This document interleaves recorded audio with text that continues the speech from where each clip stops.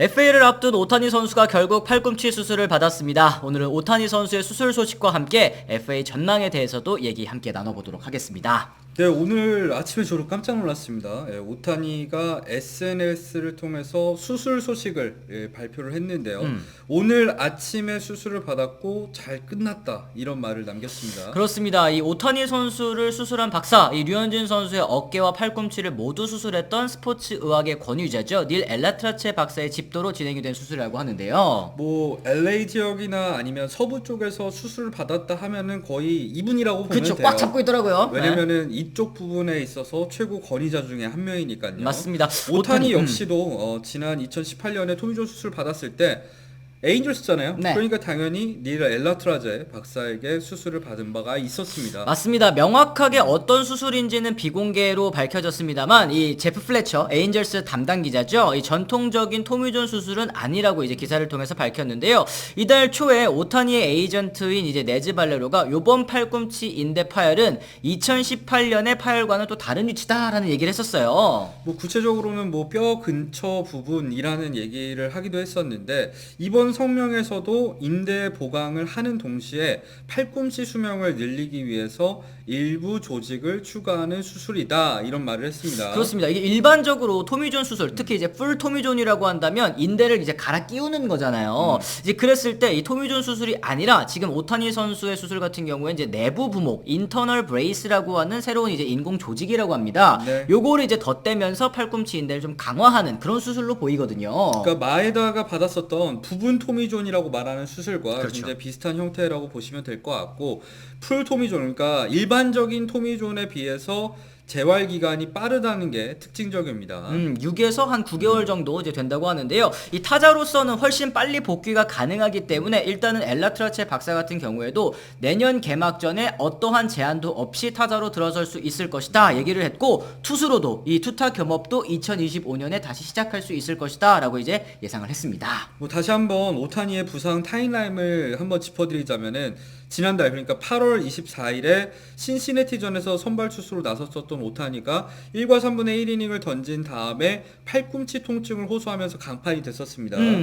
이때 당시에는 오른쪽 UCL, 그러니까 내측 측부 인대 파열로 진단을 받았었는데 사실은 이 내측 측부 인대가 아니라 다른 부위라는 게 정설이죠. 그렇습니다. 일찍 시즌을 마감하기는 했습니다만 이제 타자로는 시즌을 완주하고자 하는 의지를 보였습니다. 하지만 이제 타격 훈련 도중에 이 옆구리 쪽에 부상을 입고 뭐 11경기 연속 결장 끝에 결국에는 이제 부상자 명단에 등재되면서 시즌을 마감하게 됐는데요. 네, 지난 16일에는 에인절스 클럽하우스 라커를 정리를 하면서 화제를 모으기도 했었고 다음날 에인절스가 공식적으로 시즌 아웃을 발표를 했었습니다. 그래요. 현재로서는 뭐 에인절스와 결별이 유력해 보이는 상황이긴 하지만 뭐 상황은 또 모르는 거니까요.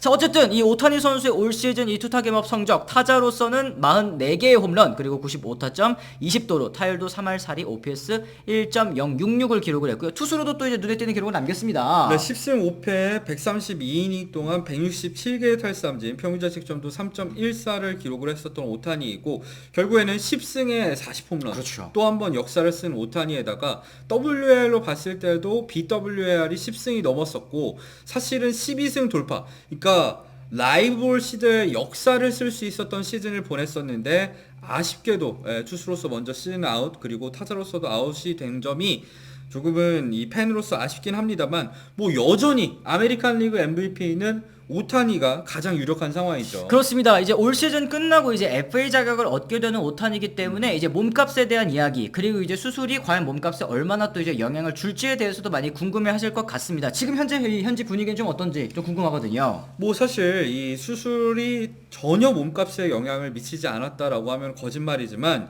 여전히 오타니 선수의 몸값으로는 5억 달러 이상이 예측되고 있는 상황입니다. 그래요. 이 옵션 아니고요. 이 보장 금액이 5억 달러부터 출발이다. 이런 얘기가 가장 많죠. 그렇습니다. 이럴 때는 사실 수술로 인해서 내년에 이제 토미존 받고 이제 투수로 복귀하는 것까지 봐야지 않은 거 아닌가. 이게 투타 모두 이제 3억 했을 때 이제 6억 달러 혹은 이제 5억 달러 이상인 거 아닌가. 이랬을 때 구단 입장이 또 궁금하신 분들도 있을 것 같거든요. 일단 오타니가 내년에는 투수로서 활약을 할 수 없습니다만 이 수술을 받으면서 이제 2025 시즌에는 다시 한번 투타 겸업을 정상적으로 가동을 하게 될 거라는 게 그러니까 오타니 선수가 1년 투수로서 못 쓰는 거긴 합니다만 중장기적으로 봤을 때는 큰 문제가 없을 거라고 보는 게 현재 예측인 거죠. 그렇습니다. 그리고 이제 그라운드 외적으로 오타니 선수가 또 가져다주는 여러 가지 부가 가치들이 정말 어마어마하지 않습니까? 그렇죠. 야구 외적으로 봤을 때도 이제 구단 마케팅이라던가 중계권 수입이라던가 수많은 이 광고들도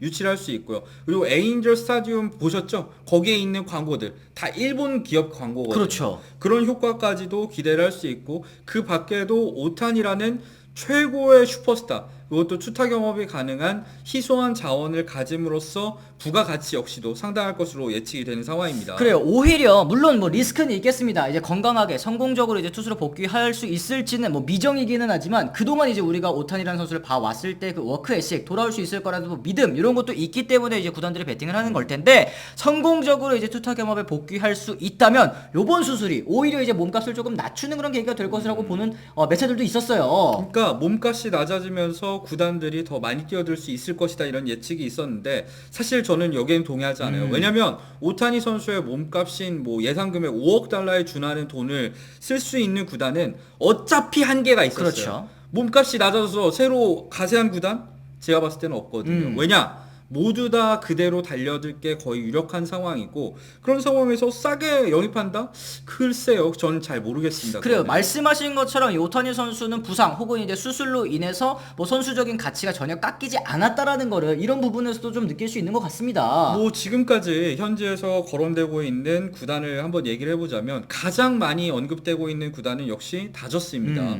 뭐 그 밖에도 시애틀 메리너스가 지금 워낙에 페이롤 관리도 잘 되어 있는 상황에다가 일본 이 선수들과도 굉장히 인연이 깊고 전 구단주가 또 닌텐도 회장이었던 일본인이었기 그렇죠. 때문에 그런 부분들 때문에 시애틀도 많이 거론이 되고 있는 상황입니다. 맞습니다. 다저스 같은 경우에는 이제 최근에 이제 뭐 공신력 있는 매체죠. LA 타임스에서도 오타니의 팔꿈치 부상 전혀 문제시 삼지 않고 오타니 영입에 올인할 것이다라고 이제 얘기를 하는 만큼 오타니 영입에 뭐 가장 가까워 보이는 구단이라고 할 수 있을 것 같고 그 밖에도 뭐 이제 가능성은 뭐 잘 모르겠습니다만 샌프란시스코, 뭐 컵스, 매츠, 보스턴 등 이제 좀 빅마켓이라고 할 수 있는 그런 그렇죠. 팀들은 모두 다 달려들 것으로 보이는 거네요. 일단 샌프란시스코 같은 경우에도 지금 구단을 대표할 수 있는 슈퍼스타를 찾고 있는 상황 아니겠습니까? 에런 저지 영입에 실패한 만큼 오타니 영입에 다시 한번 더 많은 돈을 들고 뛰어들 게 유력한 상황에다가 컵스 같은 경우도 올 시즌 기대 이상으로 리빌딩이 빨리 끝나는 모습을 보이면서 여기도 빅마켓이잖아요. 그쵸. 투자할 수 있고 매츠는 가장 돈이 많은데 오타니가 갈지는 모르겠다는 거.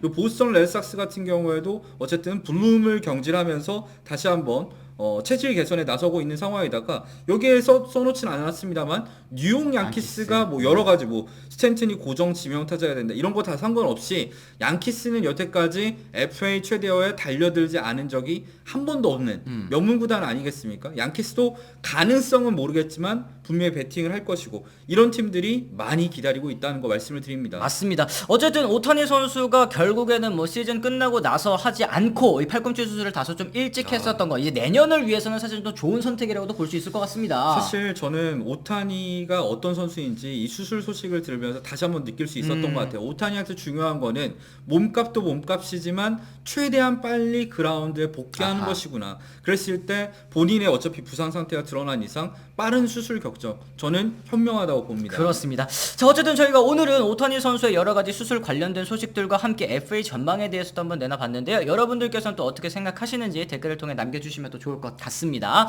저희가 오늘 준비한 소식은 또 여기까지고요. 저희는 또 다른 소식으로 다시 돌아오도록 하겠습니다. 지금까지 시청해주신 분들 모두 감사합니다. 고맙습니다. I'm ready to go. I'm ready to go.